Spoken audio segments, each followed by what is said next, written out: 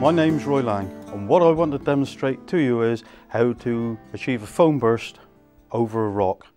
I've done a simple sketching of the outline of the rock and the startings of the foam burst, although that will mutate as I start to paint. The first thing I'm going to do is put in a bit of background. For that, I'm using titanium white, cobalt blue, French ultramarine, and a touch of alizarin. We'll pop that in.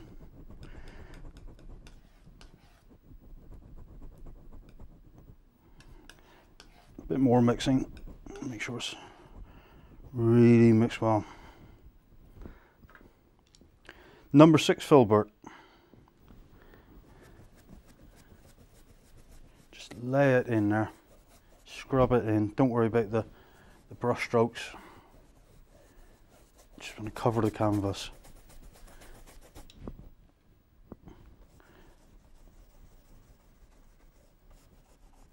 In around the rock.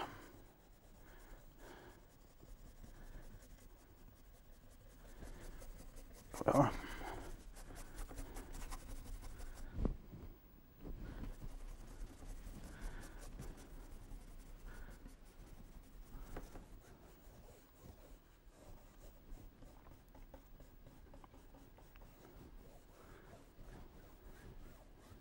Take all the brush strokes crossways now, horizontally, and that will cover that. Clean the brush out. Next stage is get the actual foam burst in before painting the rock. With the foam burst, mix up a couple of piles of paint, titanium white, with a small amount of cadmium yellow pale into that.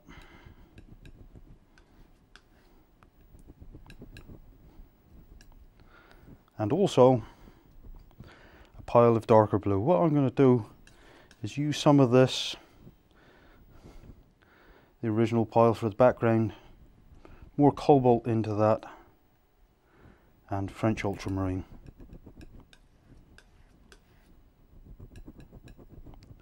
Touch of alizarin, just to warm it.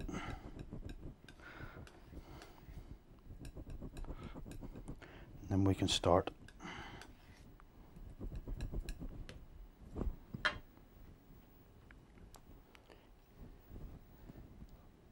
Straight in with the filbert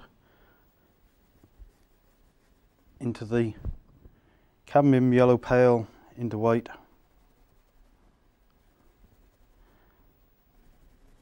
Get that front edge in. The water's coming in this direction, hitting this rock, and then firing up over it, over the back. We'll bring it in lower on this side of the rock so that we've got the view there of the rock within the burst. Into the darker pile, bring that up behind the rock and bring it down over the rock as well. At some point we're going to end up in between that with a similar tone as the background, but that's all part of it. It's unavoidable, it would happen. A little bit lighter again, bringing that back in and then up over that edge. We could catch the light coming through that water, put in a drop of the green, that is the sap green, darkening it towards the base. There's a greater mass of water, perhaps a drop more of the French ultramarine, a little bit of burnt sienna mixed with that, and more green. That's better. That is a simple leading edge to that foam burst. In with the rock. For that, burnt sienna, French ultramarine blue, This time I'm going to mix those in roughly the same amount, so it's 50-50 in proportion.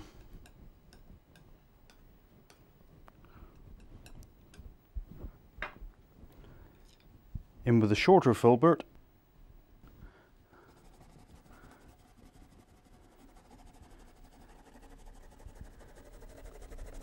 Scrubbing in the rock.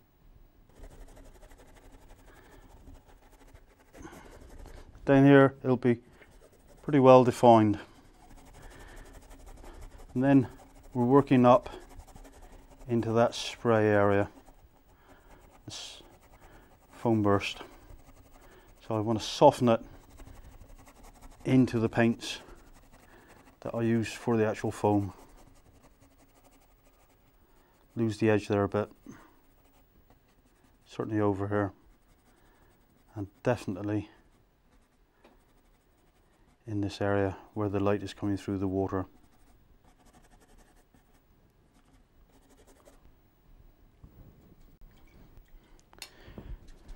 Now that is just looking like a block of brown. We've got to give it some sort of form. First, going off with a small round watercolor brush, just knock down the brush marks very roughly. And then we want to add the reflections, because that rock will be naturally wet, in with the darker blues. And a round watercolor brush.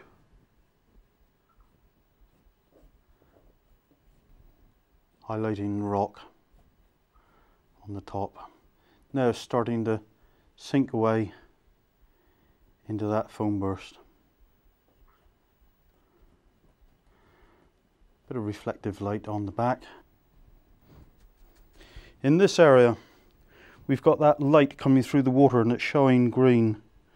We want to get something similar on, going on with the reflections of the rock.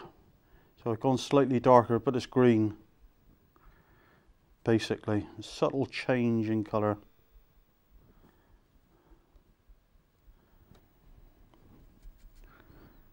Clean that again.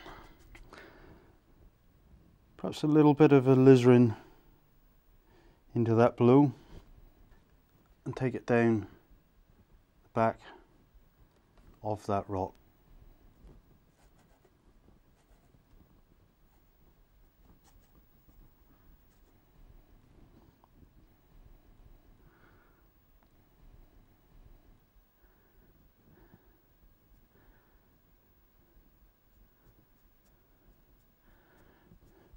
Bit of the light from the sky catching this edge where it's clear of the foam burst. Again there as well.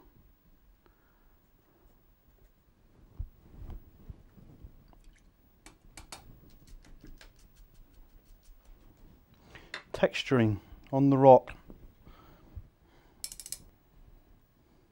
Put a few cracks in. And this is done with the base colour that we used originally for the rock. A few pop marks. More cracks. Could have a step in the rock there. Bring that over one more.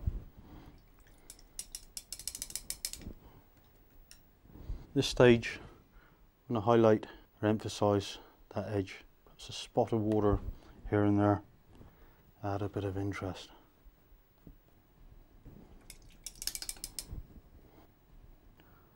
Darkening down the base a little bit more, putting a little bit more texturing in that water.